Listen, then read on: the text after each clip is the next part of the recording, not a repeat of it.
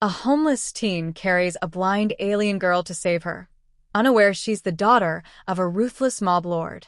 Rain-slick streets mirrored the neon glow, streaking the cracked pavement in violet and gold. In that cold, heartless city, 17-year-old Jax crouched beneath a rusted fire escape, clutching his thin jacket close as hunger gnawed at his ribs like a wild animal. He'd been on the streets for 2 long years, living off scraps, odd jobs, and his quick fists when danger found him. That night, as drizzle turned to mist, Jax heard it, a faint, trembling voice. "Please help me." He froze, scanning the shadows. Probably a trap. This city fed on the gullible. But then she appeared, stumbling forward, arms reaching into the dark like she couldn't see. She was young, maybe his age, silver hair tangled by rain, her pale eyes glowing softly. Blind, and clearly not human. Jax's pulse jumped. He'd seen aliens before. The city was crawling with them since the war. But this one, she shimmered faintly beneath the streetlight, her skin marked with swirling, liquid-like patterns. "Stay back," Jax warned, flicking open his knife. But she collapsed before him, gasping. I need a healer. Please." Every instinct told him to run. She wasn't his problem. He was a nobody, a street rat.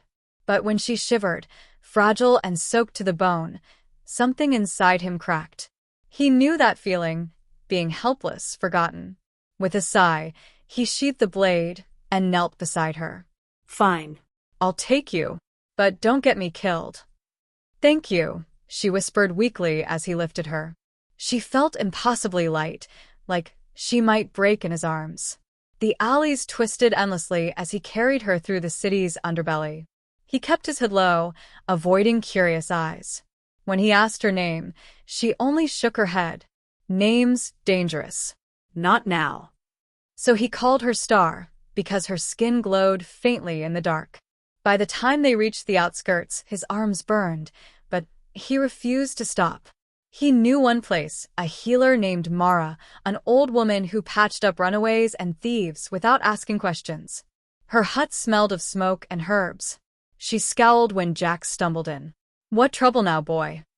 "Just help her," Jax panted.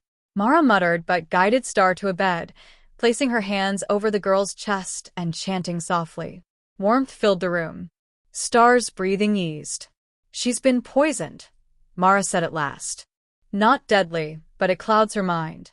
Her blindness may fade." "Poisoned," Jax echoed.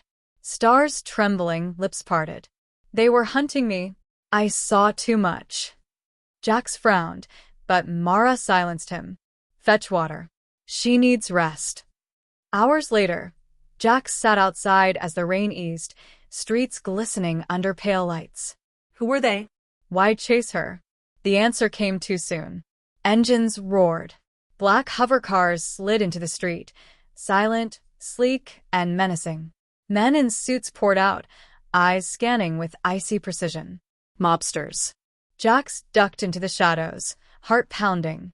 He recognized their insignia, a coiled serpent. The deadliest syndicate in the city. Whoever Star was, she'd drawn powerful enemies. They stormed Mara's hut. One barked orders in a guttural tongue, another kicked down the door. Jax slipped behind the hut, peering through a crack. The men surrounded Star, still weak on the bed.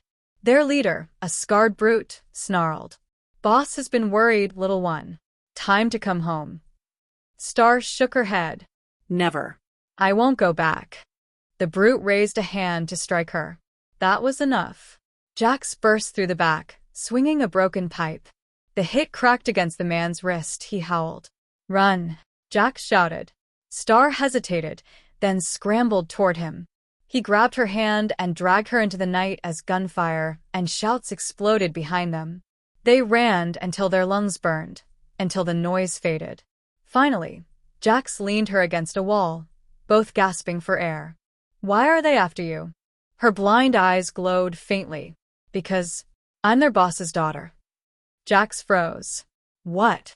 "They kept me hidden. I overheard things, secrets, murders, betrayals. When I tried to escape, they blinded me so I'd never find my way." But I did. And you carried me. Jack stared, torn between disbelief and awe. The girl he'd saved wasn't a lost alien. She was the heir to the city's cruelest empire. I should have left you, he muttered, though his chest ached saying it.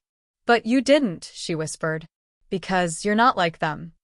Sirens wailed in the distance. Jax knew the mob wouldn't stop. He had two choices, walk away or stand and fight. For years he'd been invisible, surviving in the shadows. Now, for once, someone needed him, trusted him. He reached for her hand. Come on. I know a place they'll never find us.